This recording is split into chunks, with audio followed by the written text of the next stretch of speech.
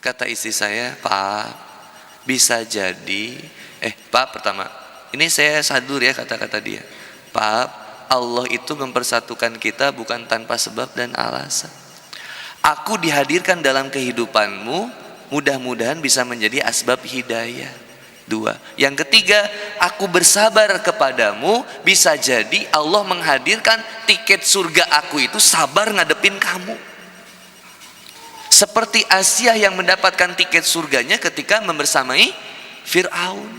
Coba Bu, suami ibu Fir'aun mau kayak gimana? Tiba-tiba dia naik ke atas meja, dia bilang, ternyata mah selama ini papa ini Raja Sleman Empire. Kalau gimana coba? Stres itu. Bayang, Sunda Empire. Ini suaminya Fir'aun, hobi bunuh orang. Kata istri saya, Asia mendapatkan tiket surganya dengan sabar ngadepin Fir'aun. Maka saya bersyukur sama Allah, saya bisa jadi ngedapetin tiket surga saya sabar ngadepin kamu. Oh berarti aku Fir'aun. Sabar, perlahan. Cinta itu nggak instan. Dan cinta itu bukan tentang lawan jenis. Saya cinta ke teteh, teteh cinta ke saya. Bukan sesederhana itu. Tapi cinta hanya kepada Allah. Maka lanjutkan ayat Al-Baqarah 165. Apa kata Allah Subhanahu wa taala? Walladzina amanu asyaddu hubbalillah.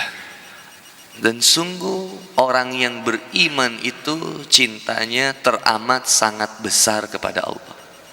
Kata tafsir Ibnu Katsir, disebutkan cintanya orang yang beriman teramat sangat amat besar kepada Allah.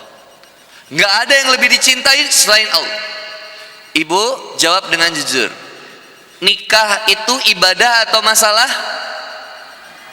Ibadah. Punya suami ibadah atau masalah?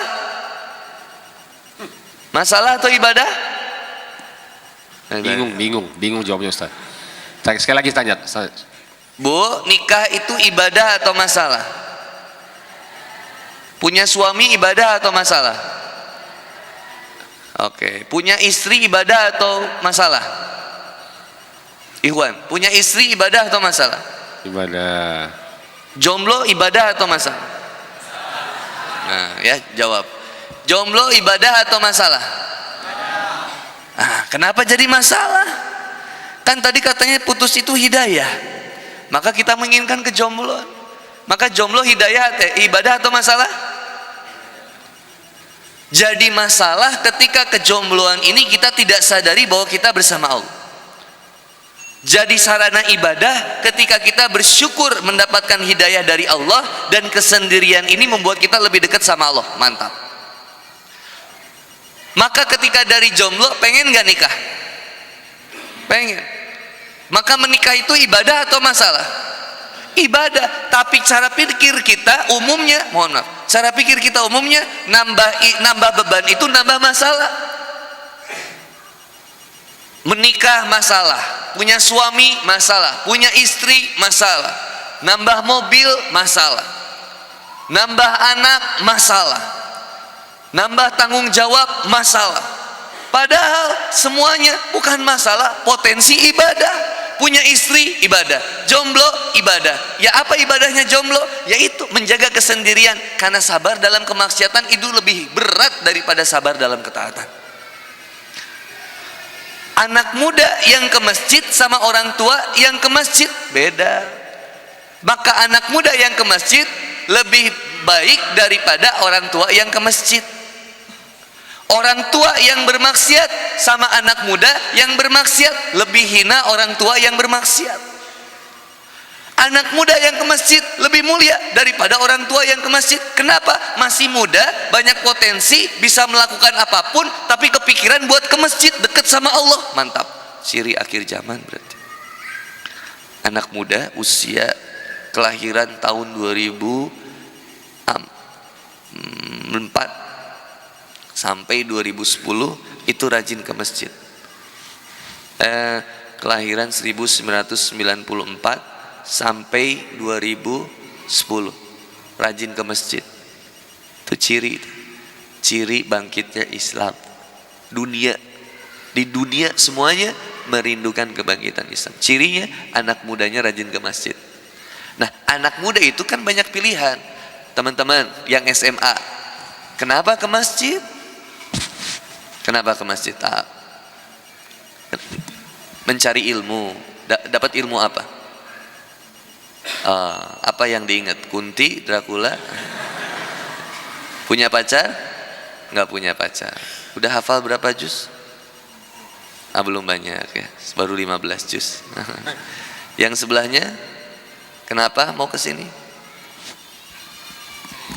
Antum cari ilmu. Cari ilmu apa? Sihir, goib? Dapat ilmu apa emang? Tadi disampaikan, apa tuh kira-kira? Banyak, salah satunya kalau gitu. Kalau banyak, satu aja. Jangan nanya. Berarti kita nggak dapat. Seseorang itu diperjalankan dengan niatnya. Kalau benar kita mau berubah, ulama itu 30 tahun ada yang belajar tentang adab. Kalau tidak mencatat, perhatikan adab dan akhlak dari pembicara. Kalau tidak mencatat, kalau mencatat, kata Imam Syafi'i rahimahullah, maka ikatlah ilmu itu dengan tulisan. Ada seorang murid dari 50.000, seorang murid dari ulama, 35.000-nya itu nggak mencatat, hanya merhatikan bagaimana Imam Ahmad bin Hambal duduk, bagaimana Imam Ahmad bin Hambal berdiri, bagaimana Imam Ahmad bin Hambal itu ketika menjawab pertanyaan, bagaimana adabnya Imam Ahmad bin Hambal ketika bertemu seseorang, terus yang dipelajarin itu. Kenapa susah istiqomah? Kita kenapa susah istiqomah? Karena hati tidak benar-benar cinta kepada Allah. Kita berubah karena pengen dinilai sama makhluk. Walladzina amanu asyaddu hubbalillah. Orang yang iman cintanya teramat sangat besar kepada Allah. Kita ini pengennya pacaran, tapi kata Allah jangan, tinggalin. Ingat deh quotes ini, silakan dicatat. Quotes ya. Berhenti berbicara tentang apa yang kita suka dan kita tidak suka. Mulailah berbicara tentang apa yang Allah suka dan apa yang Allah tidak suka.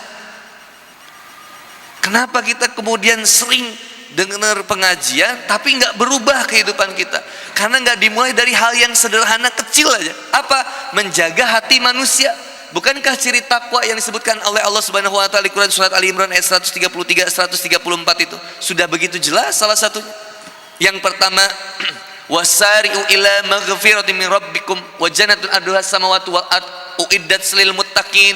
Orang yang benar-benar pengen sampai ke tingkatan takwa, yang pertama tobat, wasari'u, bergegas, ayo yuk, lari dia menjemput ampunan Allah. Bergegas, tobat, cari apa kemaksiatan yang belum kita tobatin. Dulu sering pacaran, dulu sering maksiat, tobat, wasari'u ila maghfirah. Dan mengharapkan surganya Allah. Gak ada yang dia harapin dalam hijrah dia kecuali Allah. Berhijabnya saya karena Allah, menikahnya saya karena Allah, belajar ilmunya saya karena Allah, bukan karena Kang Handi Boni, bukan karena guru-guru kita ya, tapi karena mengharapkan ridhonya Allah, bukan mengharapkan konsumsi. Semuanya cuma karena Allah. Wasari'u ila maghfirah, bersegera, berlari, lalu kemudian mengingat surganya Allah, bahwa setiap yang kita lakukan akan dihisap. Sama kayak masuk supermarket, kau bisa mengambil apapun tapi tolong bayar di kasir.